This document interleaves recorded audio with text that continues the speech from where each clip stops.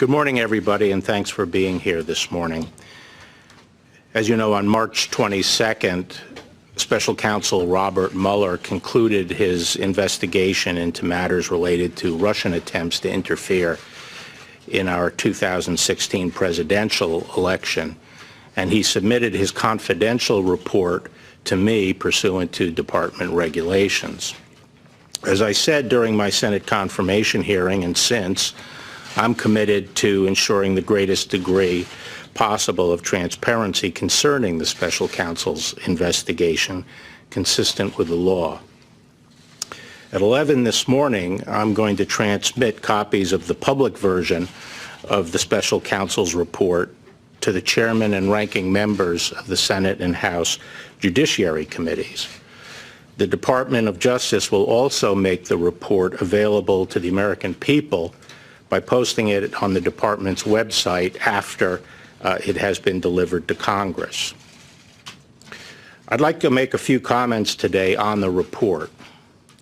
Before I do that, I want to thank Deputy Attorney General Rod Rosenstein for joining me here today and for his assistance and counsel throughout this process.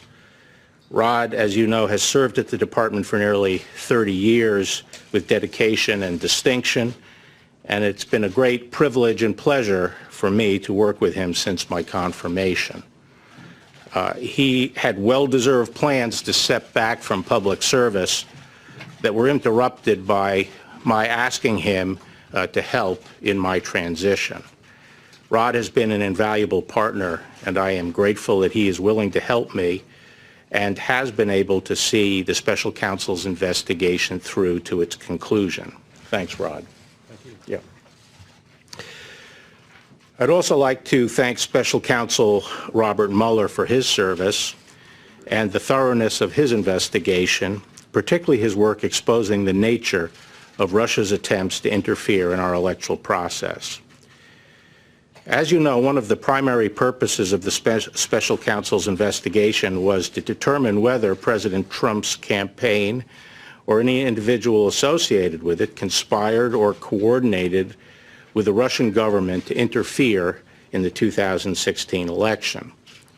Volume 1 of the Special Counsel's report describes the results of that investigation.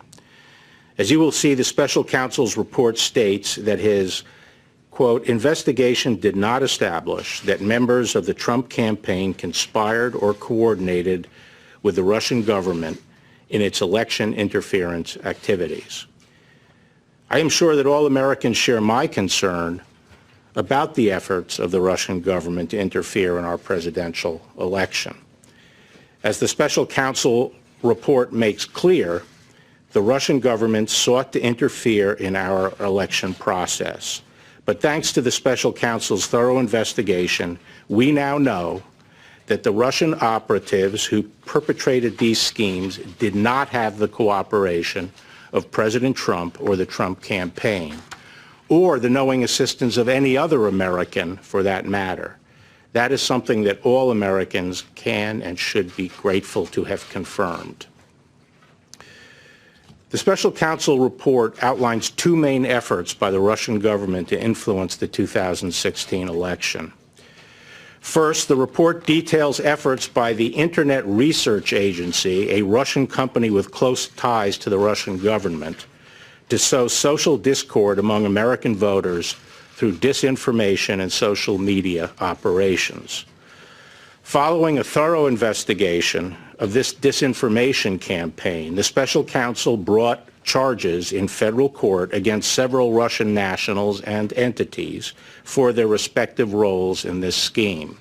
Those charges remain pending, and the individual defendants remain at large.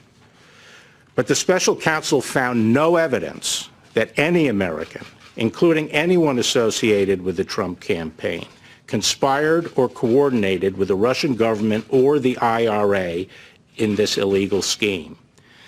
Indeed, as the report states, quote, the investigation did not identify evidence that any U.S. person knowingly or intentionally coordinated with the IRA's interference operation, unquote.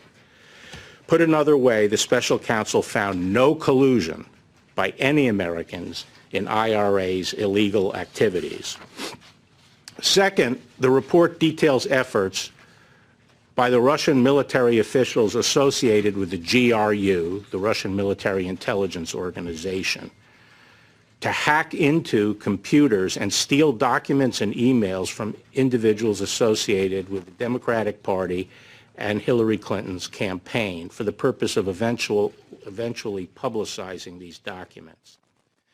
Obtaining such unauthorized access into computers is a federal crime. Following a thorough investigation of these hacking operations, the special counsel brought charges in federal court against several Russian military officers for their respective roles in these illegal hacking operations.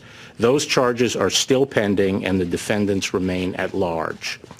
But again, the special counsel's report did not find any evidence that members of the Trump campaign or anyone associated with the campaign conspired or coordinated with the Russian government in these hacking operations.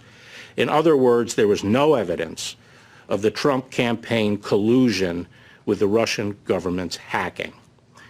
The special counsel's investigation also examined Russian efforts to publish stolen emails and documents on the internet.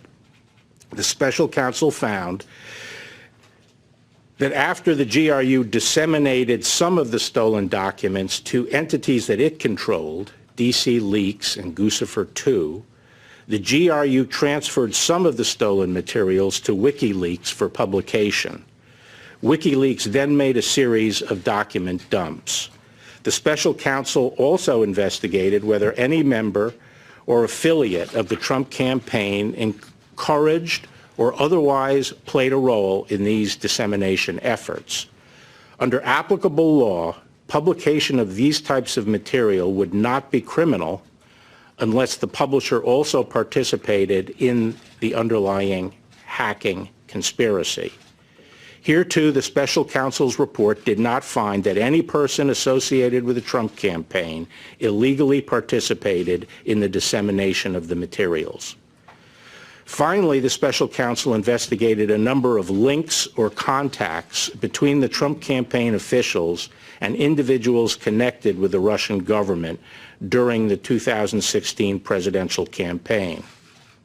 After reviewing these contacts, the special counsel did not find any conspiracy to violate U.S. law involving Russian-linked persons and any persons associated with the Trump campaign. So that's the bottom line.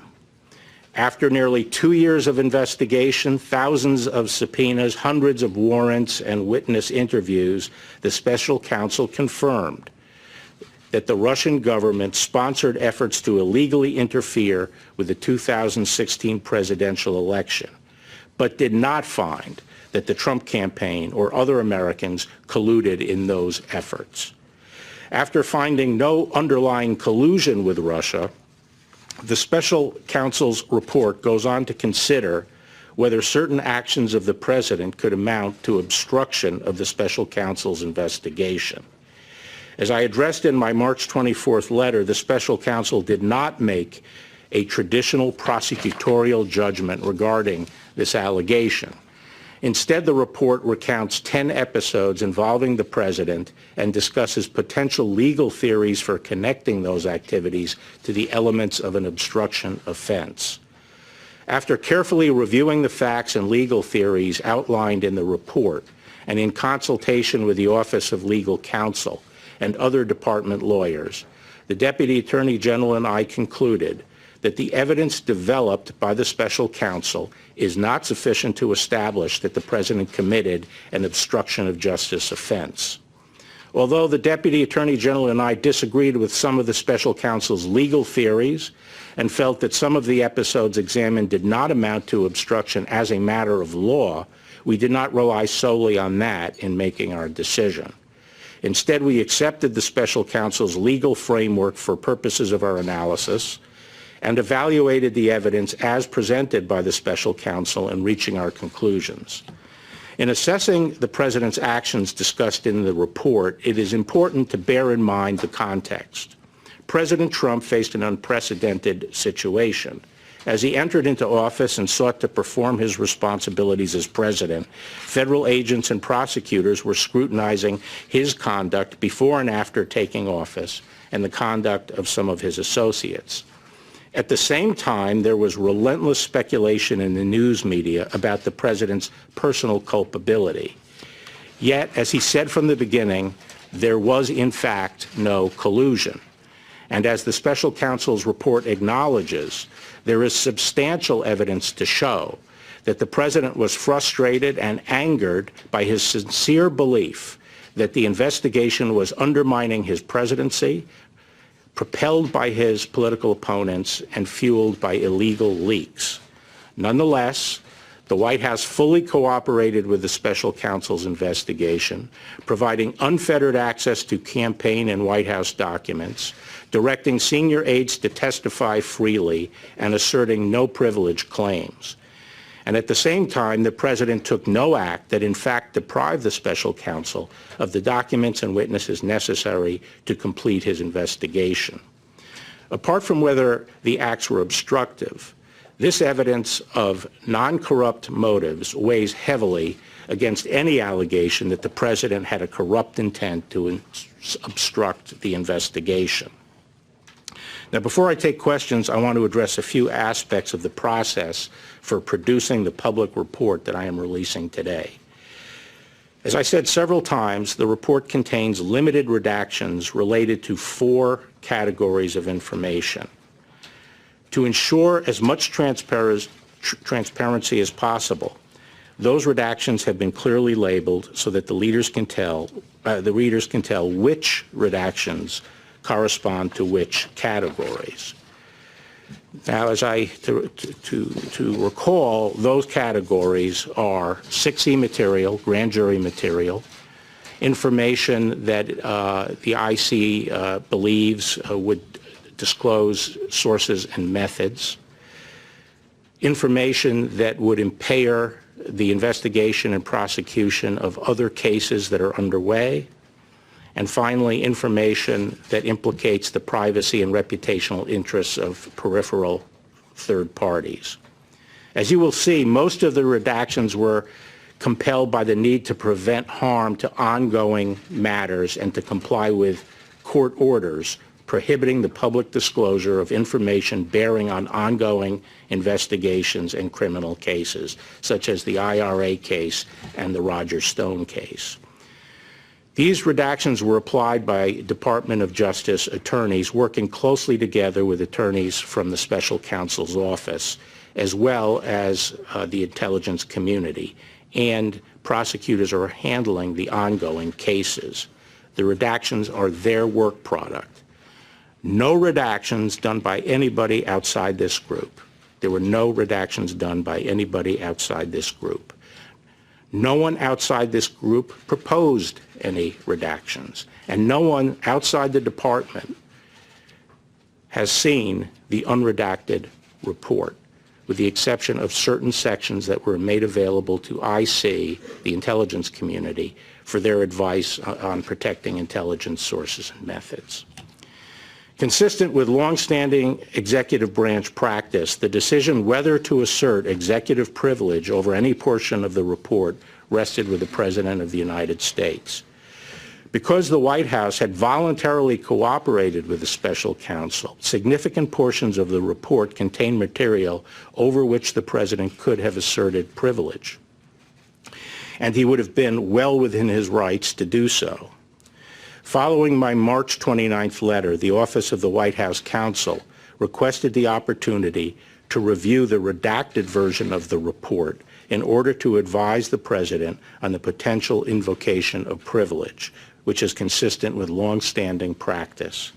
Following that review, the President confirmed that in the interest of transparency and full disclosure to the American people, he would not assert privilege over the special counsel's report. Accordingly, the public report I am releasing today contains redactions only for the 4 categories that I previously outlined, and no material has been redacted based on executive privilege. In addition, earlier this week, the President's personal counsel requested and was given the opportunity to read a final version of the redacted report before it was publicly released. That request was consistent with the practice followed under the Ethics in Government Act, which permitted individuals named in a report prepared by an independent counsel the opportunity to read the report before publication. The President's personal lawyers were not permitted to make and did not request any redactions. In addition to making the redacted report public, we are also working with Congress to accommodate their legitimate oversight interests with respect to the special counsel's investigation. We have been consulting with Chairman Graham and Chairman Nadler through this process, and we will continue to do so. Given the limited nature of the redactions, I believe that the publicly released report will allow every American to understand the results of the special counsel's investigation. Nevertheless, in an effort to accommodate congressional requests, we will make available, subject to appropriate safeguards, to a bipartisan group of leaders from several congressional committees, a version of the report with all redactions removed, except those relating to grand jury information. Thus, these members of Congress will be able to see all of the redacted material for themselves.